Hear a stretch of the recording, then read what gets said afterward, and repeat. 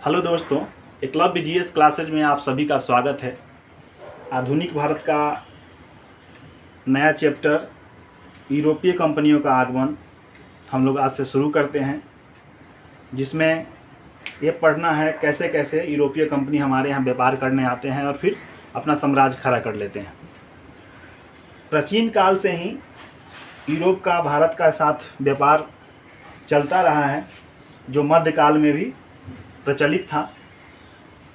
यह व्यापार दो रास्तों से प्रमुखतः संपन्न होता था।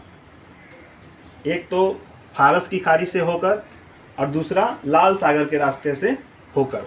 लाल सागर वाला रास्ता जो था थोड़ा सा दुर्गम था कोहरे वगैरह के कारण, और फारस की खाड़ी का रास्ता सुगम माना जाता था। तो मुख्यतः फारस की खाड़ी से होकर ही यूरोपियों के साथ भारत का व्यापार हुआ करता था, पूर्वी देशों का,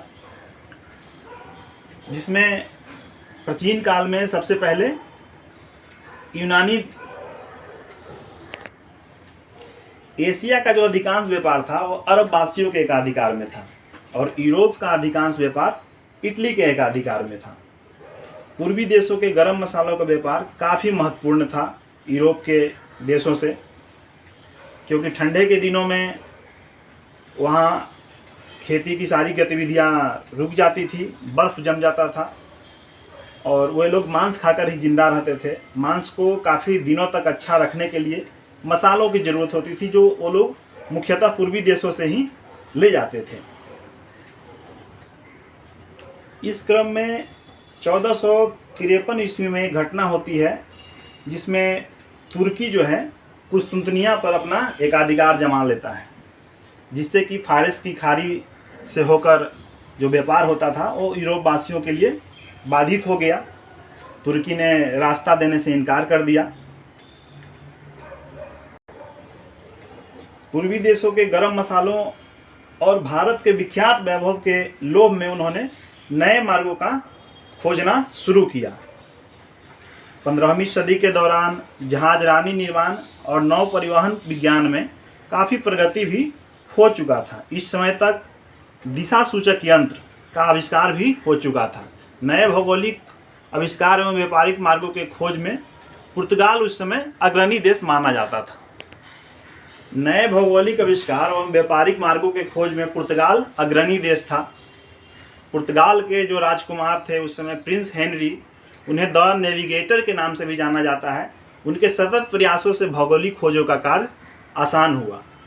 सर्वप्रथम पुर्तगालियों और स्पेन वासियों ने भौगोलिक खोजों का युग आरंभ किया।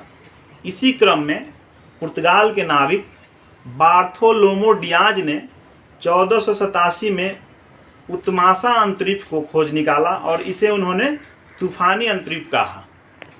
सन 1494 में स्पेन के निवासी कोलंबस ने भारत पहुंचने का मार्ग ढूंढते हुए अमेरिका को खोज निकाला। सन 1498 ईस्वी में पुर्तगाल निवासी वास्को डी गामा ने उत्मासा अंतरिक्ष का चक्कर काटकर भारत तक पहुंचने में सफलता पाई। भारत में जो यूरोपवासी आए व्यापार करने के लिए और यहाँ से धन संपदा ले जाने के लिए, उसमें सर्वप्रथम पुर्तगाली आते हैं, इसके बाद डच आते हैं, इसके बाद अंग्रेज आते हैं, फिर डैनिश आते हैं, फिर फ्रांसीसी और फिर स्वीडिश आते हैं। इनके कंपनियों का स्थापना वर्ष है पुर्तगीज ईस्ट इंडिया कंपनी की स्थापना होती है 1498 ईस्वी में। डच ईस्ट इंडिया कंपनी की स्थापना होती है 1602 ईस्वी में। अंग्रेज ईस्ट इंडिया कंपनी की स्थापना 1600 ईस्वी में। डैनिश ईस्ट इंडिया कंपनी की स्थापना 1616 ईस्वी में। फ्रांसीसी ईस्ट इंडिया कंपनी की स्थापना 1664 ईस्वी में एवं स्वीडिश ईस्ट इंडिया कंपनी की स्थापना 1731 ईस्वी में होती है। इस प्रकार भारत में सबसे पहले पुर्तगीज आते हैं। तो हम लोग आज थोड़ा सा पुर्तगाली ईस्ट इंडिया कंपनी के बारे में पढ़ेंगे। 17 मई 1498 ईस्वी को वास्को डी गामा नामक पुर्तगाली नागरिक कालीकट के प्रसिद्ध बंदरगाह पर पहुंचते हैं, जिस स्थान का नाम था कप्पक डाबू। उन्होंने गुजराती पथ प्रदर्शक की सहायता से अपना बेड़ा उतारा।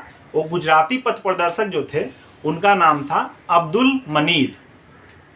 यहाँ पर पहले से जो अरब व्यापारी रहा करते थे, उन्होंने वास्को डी गामा के साथ वैमनस्य वाला रवैया अपनाया। पर वहाँ जो कालीकट के राजा थे उस समय, हिंदू राजा जमोरिन उनका नाम नहीं था, पैतृक उपाधि था, उनको जमोरिन के नाम से जाना जाता था, पैतृक उपाधि उनकी थी। उन्होंने वास्को डी गामा का स्वागत किया एवं यहाँ से मसाले एवं जड़ी बूटियों ले जाने की आज्ञा प्रदान की। यहाँ से मसाले एवं जड़ी बूटियाँ ले जाने की आज्ञा उन्होंने प्रदान की।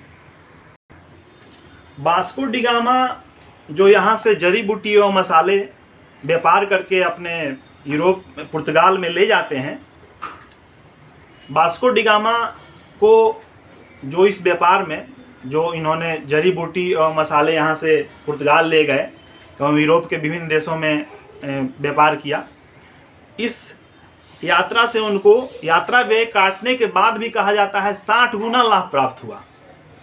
और इस लाभ को देखकर अन्य यूरोपवासी और पुर्तगाल के नागरिक प्रभावित हुए और उन्होंने भारत आने का, व्यापार करने का निर्णय लिया। इसी क्रम में 1500 ईस्वी में एक पुर्तगाली नागरिक पेड्रो अल्बरेज केब्रल के नेतृत्व में पुर्तगालियों का दूसरा अभियान कालीकट पहुंचता है एवं इस यात्रा में एक अरबी जहाज को उन्होंने पकड़ा और जमोरिन को उपहार स्वरूप भेंट किया। जमोरिन जो कालीकट के हिंदू राजा थे, अरबवासी उन पुर्तगालियों को परेशान करते थे, जिससे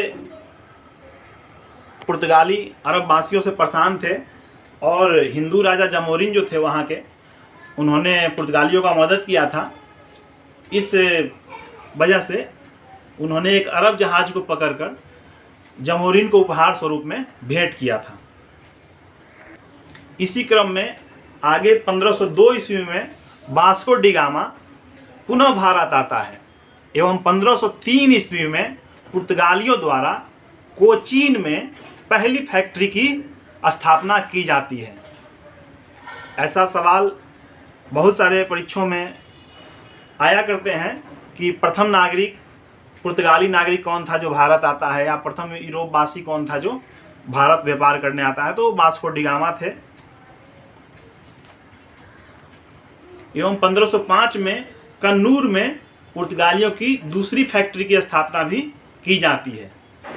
एवं 1505 ईस्वी में फ्रांसिस्को डी अल्मीडा को प्रथम वायसराय बनाकर भारत भेजा जाता है। पुर्तगाली ईस्ट इंडिया कंपनी की स्थापना होती है, तो यहाँ पे उस कंपनी को चलाने के लिए एक वायसराय की नियुक्ति की जाती है, जिनका नाम था फ्रांसिस्को डी अल्मीडा। इन्हें भारत भेजा जाता है प्रथम वायसराय बनाकर। फ्रांसिस्को डी अल्मीडा का कार्यकाल भारत में रहा 1505 से 1509 ईस्वी तक। वहाँ की सरकार से इनको निर्देश था कि वो भारत में ऐसे पुर्तगाली दुर्ग बनाए जिसका लक्ष्य सुरक्षा न होकर हिंद महासागर के व्यापार पर पुर्तगाली नियंत्रण स्थापित हो सके। अल्मीडा ने शांति स्थापित करके, इस प्रकार अल्मीडा का मूल उद्देश्य भारत में शांतिपूर्वक व्यापार करना था। अल्मीडा के बाद जो भारत में पुर्तगाली गवर्नर जनरल आते हैं, पुर्तगाली वायसराय जो आते हैं, अल्मीडा के बाद जो भारत में पुर्तगाली वायसराय आते हैं, उनका नाम है अल्फांसो डी अल्बुकर्क। मुख्यतः अल्बुकर्क के नाम से इनको जाना जाता है। पूरा नाम है इनका अल्फांसो डी अल्बुकर्क। इनका कार्यकाल था 1509 से 1515 ईस्वी तक। इसे ही भारत में पुर्तगीज शक्ति का वास्तविक संस्थापक माना जाता है। इन्हें ही भारत में पुर्तगीज शक्ति का वास्तविक संस्थापक माना जाता है। इन्होंने कोचीन में अपना मुख्यालय बनाया। बीजापुर के शासक आदिल शाह से गोवा पर आक्रमण करके गोवा को जीत लिया एवं अल्बुकर्क जो थे वो भारत में अस्थायी पुर्तगीज आबादी बसाना चाहते थे। इसलिए इन्होंने अपने स्वदेश वासियों को भारतीय स्त्रियों से विवाह करने का प्रोत्साहित किया। इन्होंने सती प्रथा पर अंकुश लगाया। अपने क्षेत्रों में जहाँ पर इनका राज्य होता था, सती प्रथा पर रोक लगाया।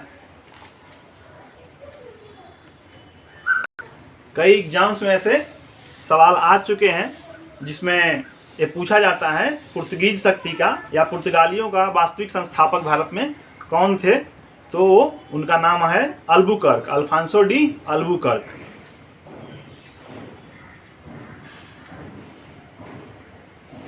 इसके बाद जो प्रमुख वायसराय थे वो नीनो डी कुन्हा थे। पुर्तगालियों के जो प्रमुख वायसराय रहे हैं, नीनो डी कुन्हा उनका नाम था। 1529 से 1538 ईस्वी तक उनका कार्यकाल रहा था। यह अल्बुकर्क के बाद प्रमुख पुर्तगाली गवर्नर थे। इसने सरकारी कार्यालय को कोचीन से शिफ्ट किया गोवा में। गोवा को इन्होंने अपना औपचारिक राजधानी बनाया। इसने मद्रास के निकट एक जगह है सेंथोम, वहाँ पर भी पुर्तगाली आबादी बसाया और अपना राज्य कायम किया, और बंगाल में हुगली में पुर्तगाली बस्ती का विस्तार किया।